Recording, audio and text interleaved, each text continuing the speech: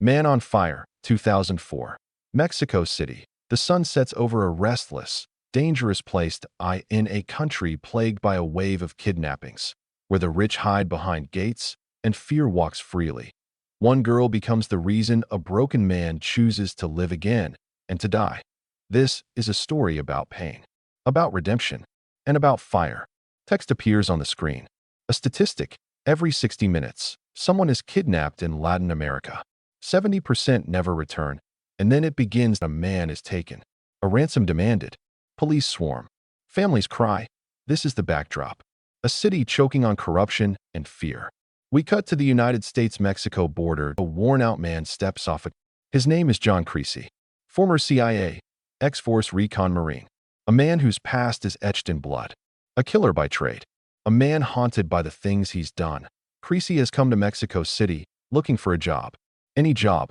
And maybe a bottle to chase the ghost. He finds an old friend, Paul Rayburn, another ex-operator turned businessman. Rayburn offers him work, private security. Creasy isn't interested. He's broken, drinking himself into oblivion. But then Rayburn mentions a family in need. Wealthy, worried, wanting protection for their daughter. Creasy shrugs. I'll take the job. Creasy is brought to the Ramos family. Samuel Ramos, a successful businessman, cold and cautious. Lisa Ramos, American, kind but tense, protective of her daughter. And then there's Pita Ramos, a bright, spirited 9-year-old girl. Precocious, honest, brave, but lonely. Creasy is hired to be her bodyguard. At first, he's distant, cold, professional, keeps conversations short, keeps the girl at arm's length. But Pita, she's relentless. She asks questions, tells jokes, pushes gently, and little by little, the wall begins to crack. As days pass, Creasy drives her to school, watches her swim, times her laps, helps her improve. Pita's joy is contagious.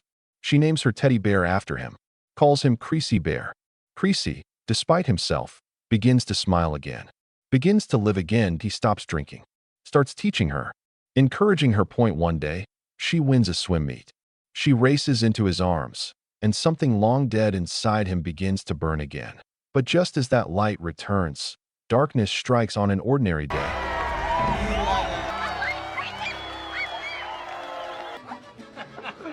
Just outside the school gates, Creasy waits in the car and heads toward him. Then, screams, gunmen swarm. A van screeches. Chaos. Creasy leaps out, gun drawn. A firefight erupts in the middle of the street. Bullets fly. People scream.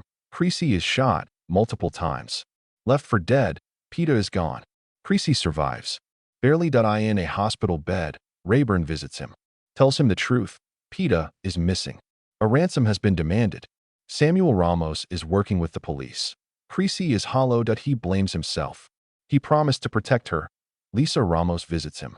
Grief in her eyes. She holds his hand. Do whatever it takes. That's all he needs to hear. He leaves the hospital early. The fire inside him. Now an inferno. No longer a bodyguard. Now a weapon. Creasy begins his investigation. Methodical, merciless, he tracks the first suspect. A corrupt lawyer who arranged the kidnapping. He tortures him for information. No hesitation. No mercy. Creasy leaves a trail of fire and blood.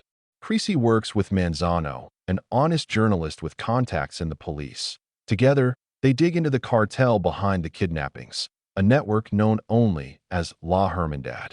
Their web runs deep. Corrupt cops, government officials, businessmen.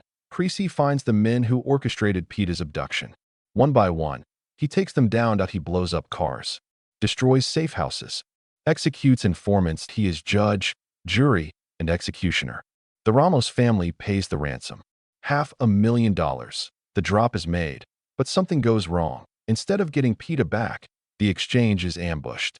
The kidnappers keep the money and kill the courier. Creasy finds out why. Samuel Ramos had taken out a kidnapping insurance policy on his own daughter. He was in debt. Desperate, that he arranged the abduction. Lisa, devastated, throws him out. Samuel tries to take his own life. Manzano uncovers something. A lead. A name. The man at the top of the operation, the voice, is known to be deeply secretive. But Creasy finds his lieutenant, a man named Daniel Sanchez. Creasy captures Daniel's brother, tortures him, burns him. Eventually, Daniel gives in, and Creasy makes a deal. Creasy radios the voice that he makes his final offer, Pita, for him. The voice agrees. They meet on a bridge at dawn. Pita emerges from the shadows.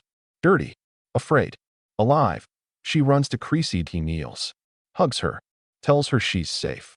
Then he walks toward the enemy's car that he surrenders, because he promised to bring her home, no matter the cost. In the car, Creasy closes his eyes. He's bleeding internally. He drifts. Flashbacks of Pita, of her smile, her laughter, of the fire she reignited in his soul. And then, silence. John Creasy dies. But not in vain. Daniel Sanchez is exposed. The L.A. Hermandad is dismantled, and Pita goes home to her mother, safe, alive, because one man, broken by war, found a reason to live and a reason to burn.